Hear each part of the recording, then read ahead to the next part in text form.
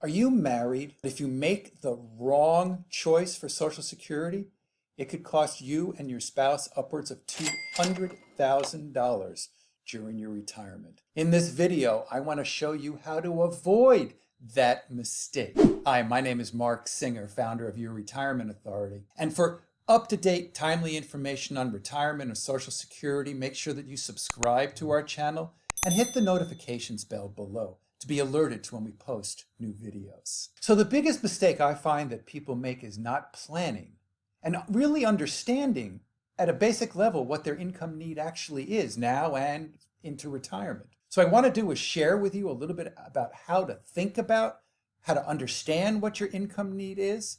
So let me take you to my screen. So you really need, in order to make sure that you can get the right claim for you and not lose out on all this money, is to make the right selection with your Social Security benefit. But again, you have to make sure that you know how much income you need. So the first thing you need to do is assess what your monthly household need is, net of taxes, and then also gross it up for the taxes that you are going to have to pay on it. The next thing you should be doing is understanding what's on your fun list or your bucket list, the travel or improvements to the house or the new car, because that is also money that you're going to need to access during retirement. When will you retire? That's an important piece because you need to figure out when to take your Social Security. If you take it before full retirement, you could be taxed very heavily if you're still working. So it's important to understand when you'll retire. How much do you have invested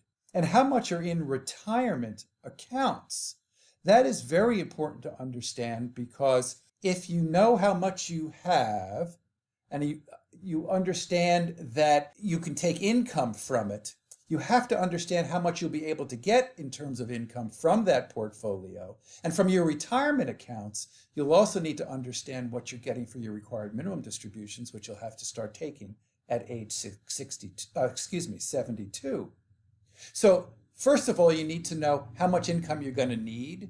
Then you're going to need to know how much income is coming in, and that also speaks directly to your pensions. And then once you've done all of the planning to understand your income needs, then you can find out what the best Social Security strategy would be in terms of the right fit for your desired lifestyle in the next chapter of life. Now, one of the misconceptions is, and too many people make this mistake costing them thousands of dollars, is taking the benefit early. Now, early sounds great. I'm early to the concert. I got great tickets. I'm early to buffet line. The food is still hot and there's plenty of it. But early when it comes to the Social Security claim is not good. I call it the penalty phase. The penalty phase really is where you make this wrong decision costing you thousands of dollars over your retirement lifetime. As you can see on this chart, if your full retirement age is 66 and you apply at 62, you'll only get 75% of your full retirement age. If your full retirement age is 67, you would get a 70% of your primary insurance amount, or your PIA, at age 62 versus waiting till your full retirement age of 67. That's a big haircut and a lot of dollars of mistakes for most people. So the question becomes, should I delay my Social Security? And if so, I would redefine that as the bonus phase. The bonus phase is where you get extra money, if you will. You get rewarded for waiting. Again, it begs the issue of planning and understanding that you can do this. So let's take a quick look at what the bonus is, or the delayed credits for your Social Security benefit if you apply after your full retirement age. You will earn 8% per year in annual delayed credits plus any inflation, and the inflation is assumed by the trustees of the Social Security Administration to be 2.6% annually looking forward.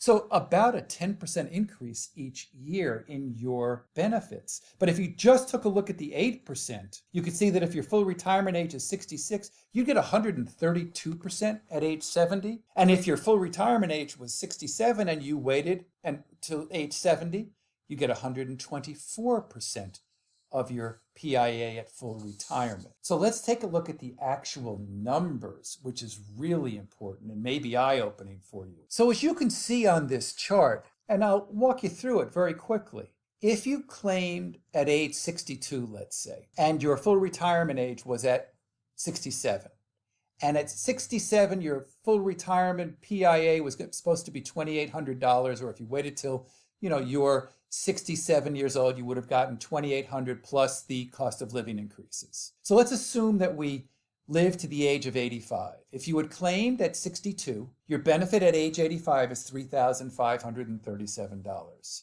If you claimed it at full retirement age at 67, it would have been $5,255. But if you had waited till age 70 and got the full benefit of the delayed credits, your benefit would be at that time $6,266.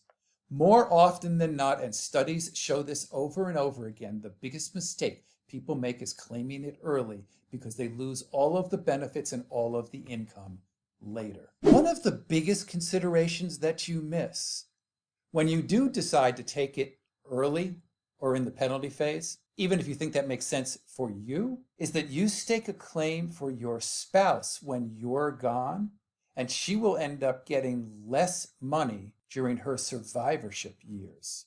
Let's take a look at that. So the question is, what about my surviving spouse? So there are two key considerations when it comes to the calculations. Very quickly, the survivorship benefit will depend on the age at which the deceased spouse originally claimed his benefit, and the age at which the widow claims the survivor benefit. So let me give you a couple of examples. This is a part of what we call the early claiming example. Joe and Julie are married.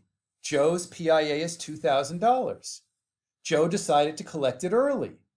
He's only going to get $1,500. He dies. If Julie claims her survivor benefit at 66 or full retirement age, she'll get $1,650. If she claims it early, and she can claim it as early as age 60, she'll get $1,430. Now let's take a look at the difference between delaying the claim of the benefit for Joe, whereas here he waited till age 70, and his $2,000, because of the delayed credits, he received $2,640 at his claim. Then he dies. Now, if Julie goes in to make a claim early, or at age 60, she would get $1,887 per month. Or if she waited till full retirement age or later, she would get $2,640. So let's take a look at a summary of this. If Joe were to have claimed early, Julie's benefit at full retirement age for her survivorship would be $1,650, or if she needed the money early while she was widowed, she would get it at $1,430 per month. Versus if Joe had waited for a delayed claim, Julie's benefit as a survivor at her full retirement age would be $2,640, or an extra $1,000 a month. Or if she needed it early in her widowhood, if she will, she would still get $450 more per month, or $1,887. So it's really important to understand the impact of taking your benefit early versus delaying it, not just for you, but for your spouse as well. I know this can be confusing, but it could be worth tens of thousands, if not a couple $100,000 to you and your spouse to make the right choice. So there, with 567 different strategies available, if you're interested in getting a better understanding of which strategy is best for you, you can click on our Masterclass, where I go into more detail about the 4 mistakes people make costing them thousands of dollars with regards to Social Security. You just click on the link below to go there. I want to thank you for watching the video. If you've enjoyed it, please subscribe to our channel and hit the notifications bell. Make sure that you pass this along to your friends as well. Thank you very much for watching, and I hope that you enjoy the retirement journey.